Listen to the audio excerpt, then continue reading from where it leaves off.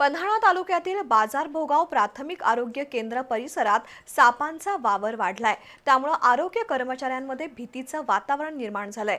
महिला कर्मचाऱ्यांच्या निवासस्थानाजवळ वारंवार साप आढळत असल्याने त्यांच्या सुरक्षेचा प्रश्न ऐरणीवर आलाय। या पार्श्वभूमीवर जिल्हा परिषदेच्या आरोग्य समितीच्या अध्यक्षा सारिका नाईक यांच्या नेतृत्वाखाली आरोग्य केंद्राची पाहणी करण्यात आली। पन्हाळा तालुक्यातील बाजारभोगाव प्राथमिक आरोग्य केंद्र परिसरात गेल्या काही दिवसांपासून सापांचा वावर वाढलाय। महिला कर्मचाऱ्यांच्या निवासस्थानाजवळ साप आढळल्याने कर्मचाऱ्यांमध्ये भीतीचं वातावरण निर्माण झालं होतं। काही दिवसात परिसरात 4 साप आढळल्याचं आरोग्य विभागाकडून सांगण्यात आलंय।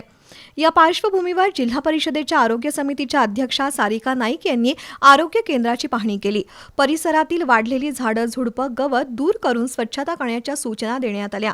सापांचा वावर रोखण्यासाठी तातडीने आवश्यक उपाययोजना करण्याचे निर्देशही देण्यात आले। आरोग्य केंद्रातील महिला कर्मचाऱ्यांच्या सुरक्षेचा प्रश्न गंभीर असून रात्रीच्या वेळी भीतीच्या वातावरणात सेवा बजावावी लागत असल्याचं निदर्शनाला आलंय।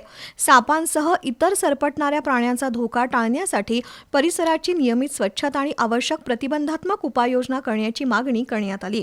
यावेळी पंचायत समिती सदस्य दत्तात्रय खोत, आरोग्य समिती सदस्य धनराज खोत, वैद्यकीय अधिकारी डॉक्टर रोहिणी पाटील, नितीन हिडकर, प्रकाश कांबळे, विलास शिंदे यांच्यासह आरोग्य विभागाचे अधिकारी, ग्रामपंचायत पदाधिकारी, कर्मचारी आणि ग्रामस्थ उपस्थित होते।